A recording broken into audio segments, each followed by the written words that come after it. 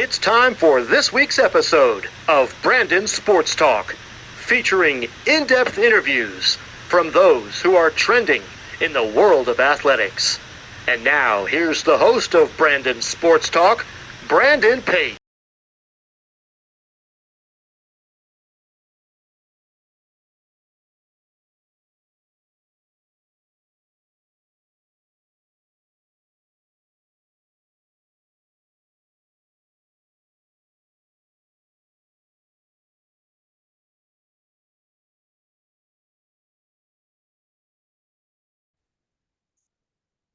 Welcome back to Brandon Sports Talk. In today's episode, I have the privilege and honor of interviewing the Abilene Christian head volleyball coach, Alisa Blair. How are you doing today? I'm doing well. How are you? I'm doing good. Can you talk about how you knew that you wanted to get started in coaching in college volleyball? Yeah, for sure. So I have been competed in volleyball since I was a little kid. I started playing club at the young age of 9, and so was definitely blessed and got to experience a lot of cool things. But I was not very lucky at the end of my career because I was plagued with injuries. And so between my senior year in high school and my senior year in college, I had 4 knee surgeries and a shoulder surgery. And so not something that most typical college athletes get to endure. And so I was going into my senior year, and I had just torn my ACL for the 4th time. And I was going into my coach's office at the time and was trying to quit, and he basically told me no, and that I only had a semester left of school, and that I was more of an asset than just a player on the team. Like, I saw the game differently. I was a good, teammate, all these aspects. And so being able to stay on the team and still being able to be with my teammates and not only be that player, but I saw the game from a different side. Like, I was on the sidelines and I was looking for ways for us to be more successful. I felt like I was able to help my teammates in a lot of different issues other than just what they were experiencing in the game. So it's kind of getting my first taste of what it felt like to coach. And so that's kind of what really drove me to want to be a college coach, just because I don't think I would have had that experience if I didn't experience the injuries that I did. And being able to step away from the actual playing side and seeing it from a different lens and a different light really inspired me to do what I do now. Of course, what was that experience like going to Angle State and competing in volleyball? Yeah, Angelo State. So I wanted to go. Actually, I committed to play Division 1, and I tore my ACL my senior year of school, and the coach at the time at that particular university took my scholarship away and told me I could walk on, and I wasn't going to do that because I thought I was more valuable. That's how all high school people think, is they think they're more valuable than what they are. And so I wanted to kind of stay closer to home, and Angelo State was only 4.5 hours away from home for me. And so um and it was a blessing in disguise. I absolutely loved my career there. I went and had a great experience. I still got to do fellowship Christian athletes. I was involved with a lot of different things and was still able to play college volleyball. And I met not only some of my lifelong best friends there, but I met my husband, a future husband, which is now my husband of 9 years, there while we were playing collegiate athletics. And so, but yeah, just being able to experience just a different, atmosphere. Angelo State was just a different type of school. Like, the community there is phenomenal, and they're really willing to support every athletic event that the humanly possible is. Like, it wasn't uncommon for us to have a crowd over 600 to 700 or even up to 1,000 when it came to bigger games, and that's pretty remarkable for a Division 2 school. So What were some of your playing accomplishments and what was it like getting to put on that jersey for them? yeah, so I was pretty fortunate and got to play my freshman year. And so and I played a lot of different positions. I think that's one thing my coach and really liked to put me through, is playing as many positions as humanly possible. I was the epitome of a utility player. And so I got to play libero my freshman year. I got to DS. I got to play some outside. And then moving into my sophomore year, I was more of an outside DS and sometimes set. Who knows? He needed me to do it all. But it was really surreal because as a freshman, you go in thinking like you go from being the top dog in high school and then you go into your freshman career and you have an upperclassman that is like, hey, like this is my spot.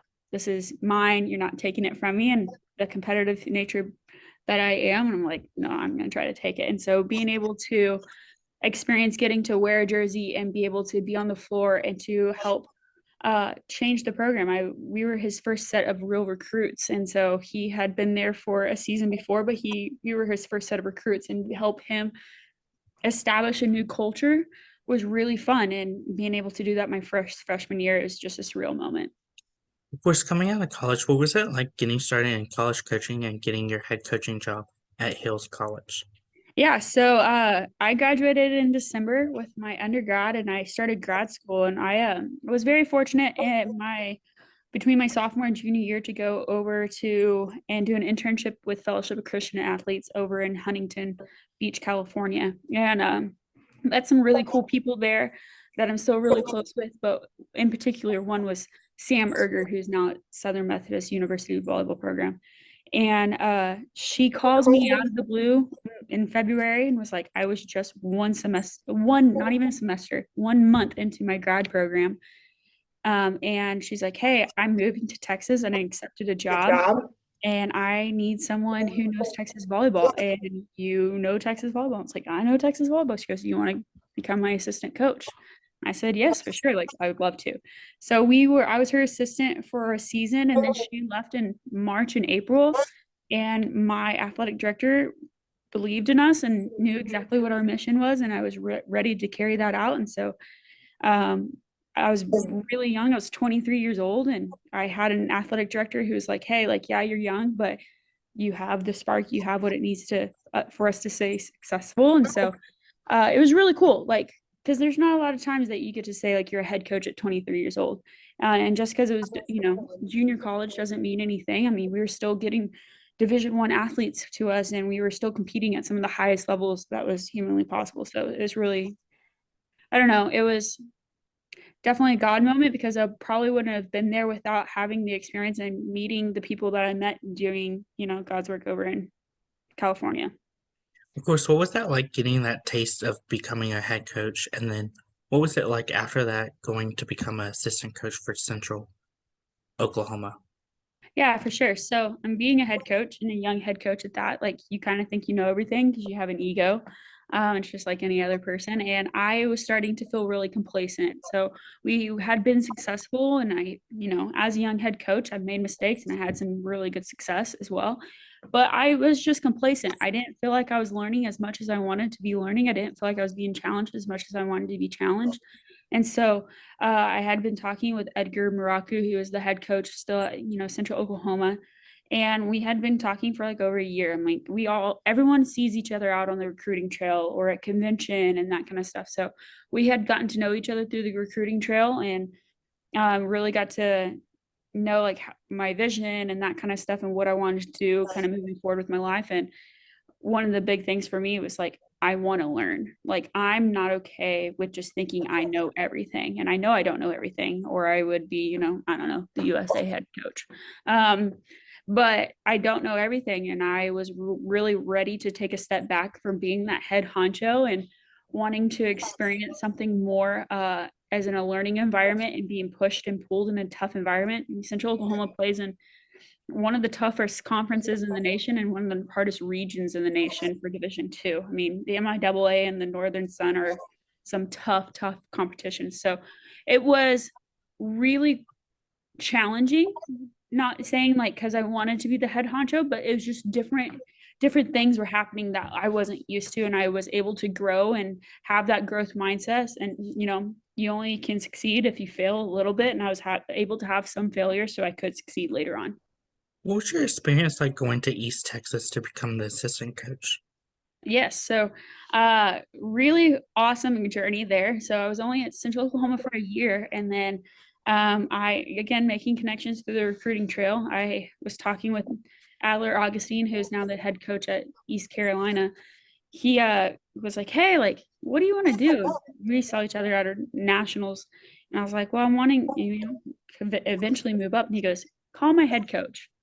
And I'm like, okay. So I talked with Debbie, who's still, at Stephen F. Austin, and we had a long conversation about like what my dreams and goals were and like how I feel like I would help them competitively moving forward. And I went on an interview within the next 2 weeks, and I was like, holy crap, like this is the fastest process I've ever been through in a recruiting process of becoming an assistant coach. So I was able to step into a program that's been really successful. Debbie is one of my mentors, one of the people that I look up to the most. I mean, she is a strong female head coach, has been in the game for more than 30 years, and who has set a winning culture and a winning standard of excellence in that program for that long. I mean, it's the only program she's worked for and has really built she's built a legacy there. And so I going to East Texas and learning from her, like that was what I wanted to do. If I wanted to be the strong, independent head female coach that I want to be and what I strive to be as I continue in my coaching career, I wanted to learn from the best. And she's one of the best female head coaches that I know. And so, yeah, I mean, kind of shell shocked my first year because it's like I walk in and I think we went 32-3. And it was like, holy crap, we are really successful. And then I'm like, we can't repeat that. And then we went 32 and we went 31-2. And I was like, okay, this is what standard excellence looks like. And so it was really fun, not only to help create and maintain that culture, but to understand like you don't deviate from that standard of excellence from any aspect, from when we recruit, from when we prepare for practice to when we talk to each other and about recruiting, like any aspect, there's always the standard of excellence. And so I was really excited to go to East Texas and learn that. How was your time like at St. SFA, and what did you learn there to help you become a head coach? Yeah, so Stephen F. Austin, some of the accomplishments, I mean, we had some amazing athletes come through. And it's not just athletically based. I mean, we had student athletes as well. I mean, we had some really awesome kids. I mean, like, for example, Ann Hollis, like, was basically a 4.0 biology major and is now in med school and was the setter of the year for us and did some amazing things. But we had some other phenomenal athletes as well. We had some ABCA players of the week, like national players of the week. And so being able to go back to back to back conference champions, that's unheard of. And then actually getting to go back to back national NCAA tournaments appearances, that was really exciting because it's not a lot, like you don't get to experience that a lot of times. And especially having 2 back-to-back seasons with over 30 wins, like in 2 seasons alone, I had 65 wins with Debbie and only 5 losses. And like losing wasn't something we were accustomed to. Like it wasn't the norm for us. It wasn't something that I wouldn't say we didn't know how to handle, but it was not like we would be losing sets and we would be losing games, but our girls knew we would end up winning because that's the belief and that was the standard that the girls knew. And so I think it was learning how do you pull that standard and how you make sure that these kids are upholding that standard even when things aren't going right for them, and things are not always going to go right. And that's some of the things that you have to train is like, we are going to fail, but you have to fail well to succeed even better. And so learning those kind of things in East Texas, I think that was one of the biggest accomplishments, was learning those. Of course, what are some of the things that you learned from Coach Debbie to help you get that head coaching job for Abilene Christian? She gives you a lot of independence. Like, she was not a micromanager. And so if she gave you a task, it was your task and you either failed or you did it. And so I think that is something that I am very thankful for. She gave me a lot on my plate, like from travel to like some team development stuff to I coached a certain specific group of girls to, I don't know, I had a lot of my hand in a lot of different hats and a lot of different avenues. And so, and just like recruiting and just be like, hey, like, I trust you in your recruiting process. If you think this is the kid that we need, this is the kid we need, and we're moving forward. And like having that trust and having that coach that actually, like that boss that believed in you and didn't micromanage you and just like, hey, wholeheartedly saying like, you know what, like if you believe in it, I'm doing it too. And it was not something like she knew a lot, but she was willing to learn from us. Like we were bringing something different to the table. and which was really cool. But it wasn't just her way or the highway. She wanted us to challenge her. It was not uncommon for me and her to get in verbal arguments, not in bad ones, but we would go after it and be like, this is what I believe. And she'd be like, well, I don't like what you believe. Bring me more evidence. And I'm like, well, okay, like I understand now. And so she made me dive deeper into what I fully believed in and why I thought that was such something that I believed in, that I wanted to bring it to the table and I wanted to show it to her or the girls or whoever. Because if I believed in it that much, then it wasn't going to be hard for people to buy into it. And so, yeah. How was that experience like getting to come to Abilene Christian to become a head coach for the second time in your coaching career? Yeah, so I was super excited. The process happened again very quickly. I told my kids from when I was leaving Stephen F. Austin that this is I've always wanted to be a head coach again. Like that's the dream. That's the ultimate goal, was to be another head coach, but it wasn't something I thought I was going to find so quickly. And even when I was being recruited as a student athlete to Angel State, I was actually also being recruited to Abilene Christian. And so something that I wanted to do, especially with my career in volleyball, is it's not just about volleyball, it's about serving the Lord and stuff like that. And I wanted to be able to couple my career with my faith. And so having the experience to just be able to coach at a Christian-based school where I can not only do the game that I love, but I get to talk about also other things that I love and that I wholeheartedly believe in. And so super exciting. Again, it happened very quickly. It happened over Christmas break. And it was like I got the job and had 5 days to move. So, which was very scary, but at the same time, like it's not our timing. And so moving forward, it was great. I was moving same conference. So Stephen F. Austin plays in the same conference as Abilene Christian. So I knew the team, I knew the girls, I knew the area. I'd been to Abilene 1.5 million times growing up. And it was something I was very familiar with, but it was still like it was going to be a challenge. Like, and I love challenges and I love taking them by, going wholeheartedly into a challenge. And I knew that it was something that I feel like I could prove myself in doing. How was that feeling like, obviously, as a player getting recruited by Abilene, but then also as a coach, also getting recruited to become the next head coach for Abilene? Yeah, for sure.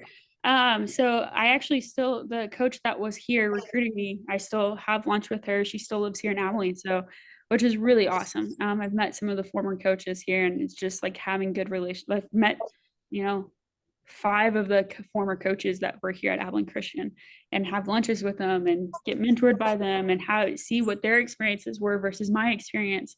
And so I think what's cool is like I get to have relationship with the person that helped create and move Abilene Christian. It used to be a Division II school, but now it's a Division I school. And so see the migration of that and how much different it is and how much growth we've had and how much more support that this program has is phenomenal. And so it's just a different experience. I felt like I got recruited to Abilene twice, but in 2 different stages of life, and which is really crazy to think. But one was more successful than the other because I'm here now and I wasn't here then. So Of course, how has it been like, obviously, building that coaching staff and the players around you? yeah, for sure. So Jeff is my first assistant, and he is a person that I met back in COVID. So we were working a camp for middle school, and I am the person that I am. And so if I'm going to do something, I'm going to do it full throttle and have no reservations. And so it's like 8 a.m. and I'm doing floor moves and teaching floor moves to 6th graders.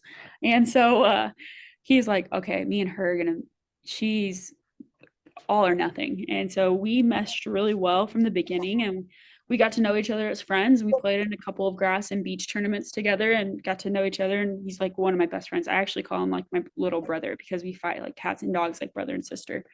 But I, moving into first year head coach in Division I wanted to have someone I trusted. I wanted to have someone who knew me. I wanted to have someone who knew my vision and would wholeheartedly protect that vision and buy into that vision. And I knew nobody else in this country right now knew that other than Jeff. Like we've had many conversations about it. We had, long talks, and it was just something that was very easy and it was very seamless. And so just having someone who if I was not to have a good day or like have like an off day where I'm sick or something, like he knows exactly, like it's very scary because we'll walk in the office and we'll have the exact same practice plan already planned up without talking to each other. Like that's how much our brains think alike. And I just needed that for my first year or my first couple years in coaching college volleyball, especially in the Division I, because if I'm going to turn this program around and be the successful coach that I want to be, then I just needed that in my first person. And then my GA, her name's Madison. She was a former player here. And so I wanted someone who knew the girls, who knew the university, and who knew me. She was a player, like she played for me last year during beach. And she was a player that, you know, me and her gelled really well and really fast. And it was someone that I knew from the get-go, like, if this is something that we can move forward doing and have her in the coaching staff, like she was going to benefit us a lot. And so she's the bridge between us and the girls. Like she still understands them. She's still really close with all of them, but she's really close with us. And so she can, I call it Elisanese. Like she can interpret Elisanese to the girls and she can interpret the girls to me. And so if there's any misconnection, they always look to her and they're like, I don't understand Elisanese right now. And so and which has been really great, especially in my first year. Of course, how's that been like? Obviously, as you said, you have a beach volleyball program and an indoor program. How's that been like, obviously, running both? So we only had to do it for a season. So our beach program actually, unfortunately, we removed the beach program just because we, with the alliance with our conference and all the other things that came with beach, we weren't fitted as a university to run a beach program. So instead, we added a women's golf program. But running both at the same time last spring was challenging. I'm not gonna lie. It's not for the faint of heart, I will say, just because you know, we were still training indoor kids and we're training beach kids and we're recruiting indoor and we were competing in beach. And like, there was a lot of times where I might have gotten 3 hours of sleep at night because with becoming a, you know, first time head coach and you're trying to change a program, you're trying to bring in new kids and you're trying to get your name set out into the, you know, recruiting community. And so we were trying to be as many tournaments as humanly possible or make it to club practices and get in front of kids to make them realize like, hey, I've moved schools and I need you to know that I'm at a different school. So yeah, it was not easy, especially in a first year. What does a typical game day look like as head coach? So this is something I picked up at SFA. So if you wake up in the mornings, you start your day and you're ready to go. So if we had a 6 p.m. game, we were serving a passing at 7 a.m. in the morning, just because once you start your day, your body gets going and you're going to have a better game versus letting the girls sleep in. They're kind of more groggy. They're not prepared, that kind of stuff. So we usually start at 7 a.m. with a serve and pass and get going. And the girls usually go eat breakfast together as a team. And then, you know, they're doing their normal day. Like they're going to class. We do chapel here. They have pregame meal, which is phenomenal because everybody loves food. And then they come back and they start getting ready for game day around like, I don't know if it's a 6 p.m. game, they getting ready for game day around 3:30.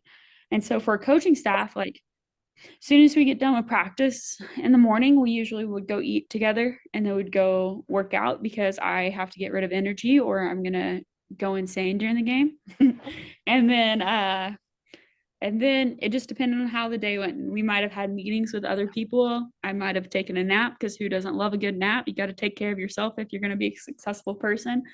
And then, yeah, it was just getting ready for game day. And people will attest to this. I dress up for game days. Some people do, some people don't. I think it's a power move. And so I feel like I have to outdress the other staff. And I don't know why. It's just something I do. So it's after that, it was getting ready for game day and going get ready for the game. And then, yeah, as soon as about 4 o'clock hits, it starts turning into game mode. So we'll start come back and we'll do setter reps. We do our pregame speech and then we start preparing for the game. Of course, as head coach, how is it like obviously leading them to obviously win a victory for each game? Yeah, so a lot comes into it. So lots of film, lots of communication, lots of things that I see differently than my other people on staff. So I'm very like offensive minded and my other staff is very defensive minded. And so it's like putting our brains together and really coming up with a great scouting report. And then giving information to the girls. And so we do a really good job with giving them the information that they need, but having them understand, like, we're going to have to make changes. Like, if we're going to be successful, we're going to have to make in-game changes, and we have to focus and we have to push through that quickly. And so this was a program that when I took over was going to be a challenge. And so getting our first win on the season was great. I mean, we did it against Northwestern State over in Louisiana. And it was a team that I've played probably 1.5 million times at my former institution.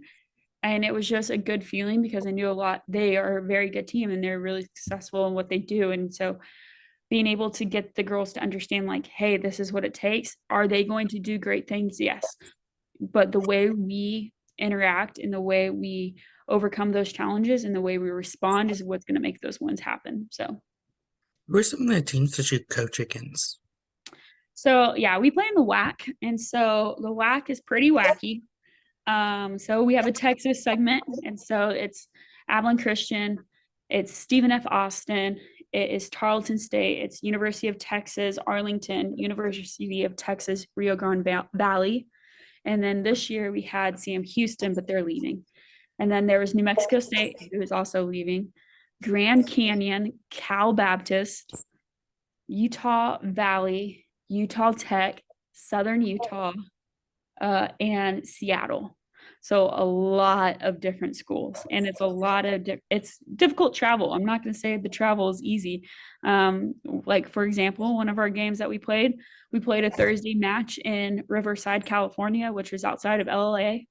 And then we flew home Friday and we played a Saturday match against Grand Canyon at home.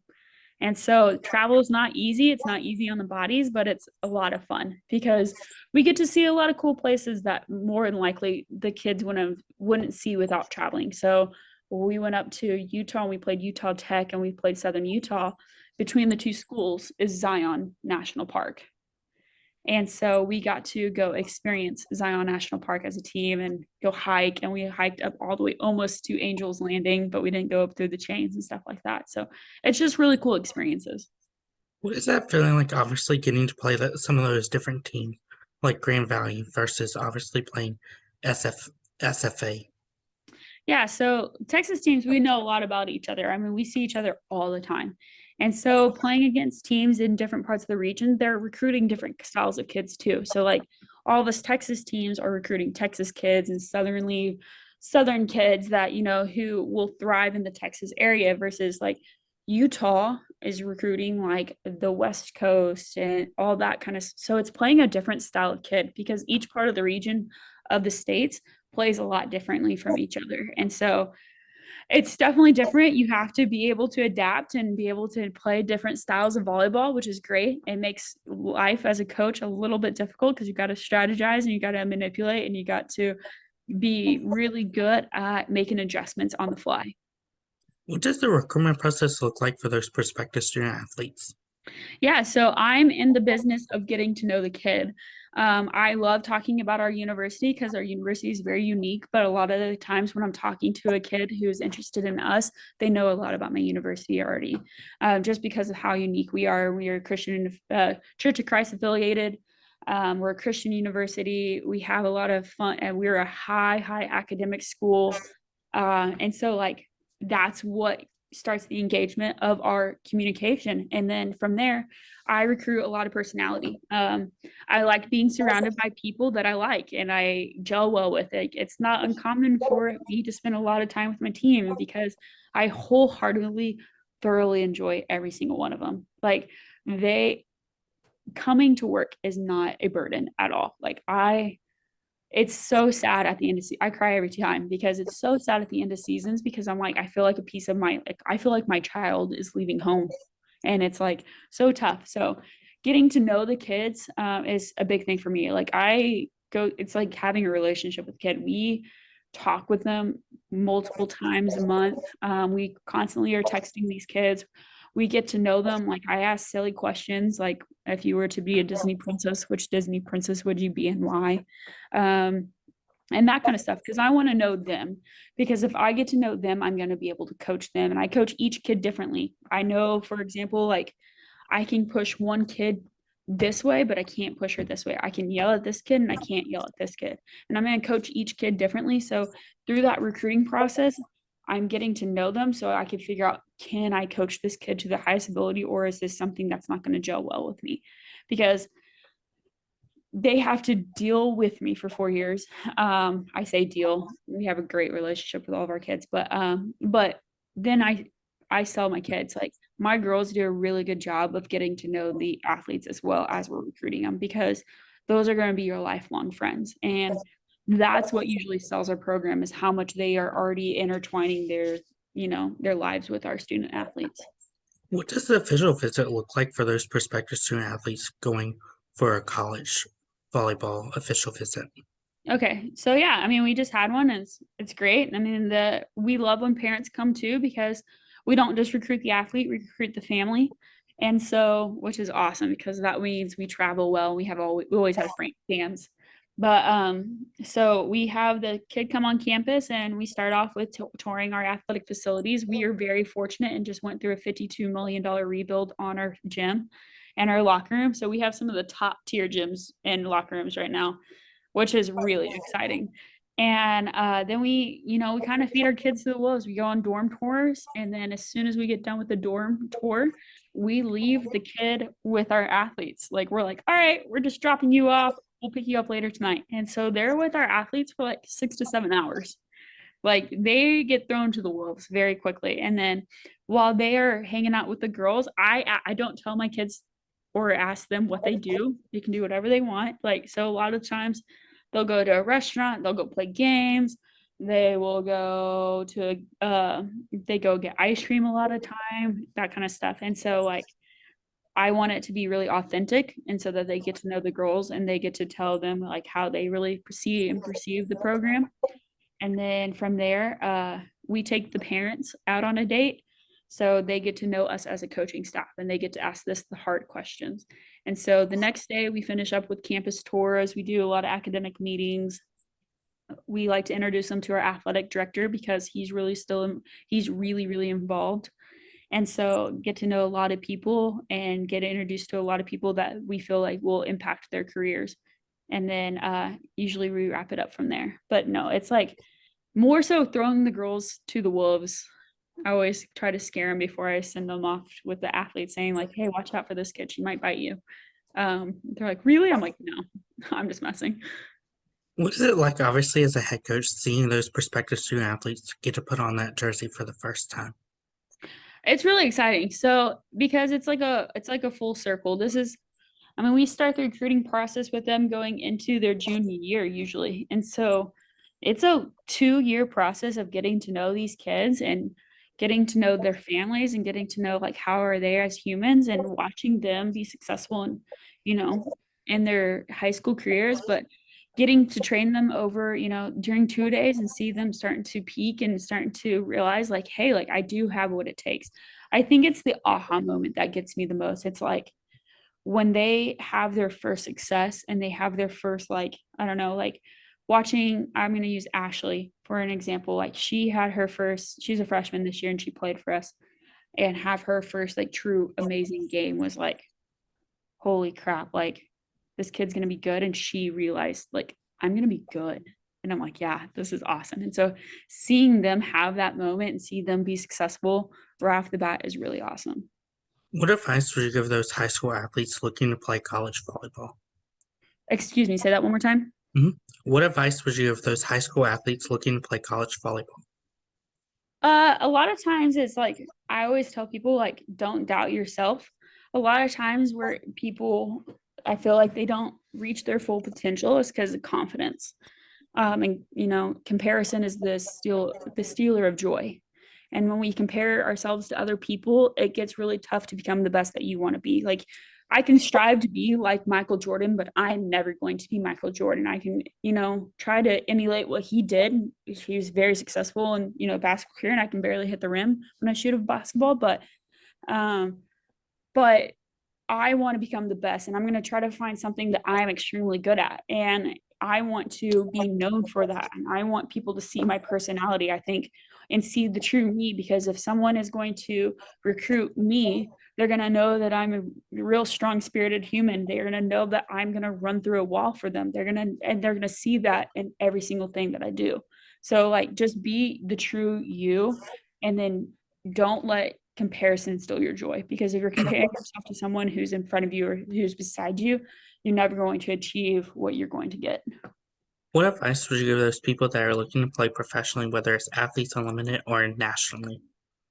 Yeah, so if you want to play professional, it's great to get an agent. And so getting to know those kind of people and who can help you become, the best that you be, and letting your coaches know really early in your career, like that's what your goals and what you really want to do with your life. And so that way, if your coaches don't know, they're not going to be able to help you get to where you want to go. And so being able to communicate that with your coaches, a lot of the time you're not as good as you think you are, and being able to buy into what the team does and being able to buy into team things makes you a great player. And so, for example, if you were a libero, but you never passed a great ball, but you always blame the setter for not getting the good set, it's just complimenting yourself to the next player. Like, I'm going to better the ball for the setter. The setter's going to better the ball for the hitter. The hitter's going to better the ball to make the kill. And it's a process. It's not just one particular person over the next. And so having that, and then having just really good people you surround yourself with to help you get to that next level. What advice would you give those future college coaches looking to become head coaches?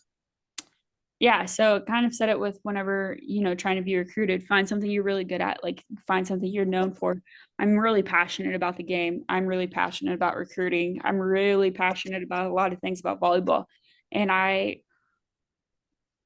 I'm kind of known for that. Like I fight for what I believe in. And so if you want to become a head coach, like fight for what you believe in and fight for those things, because your passion is going to make you successful. That's great advice. Where can my listeners find you at on social media? Yes. You've been watching Brandon Sports Talk. Please feel free to like, share, and subscribe to Brandon Sports Talk on social media and on YouTube.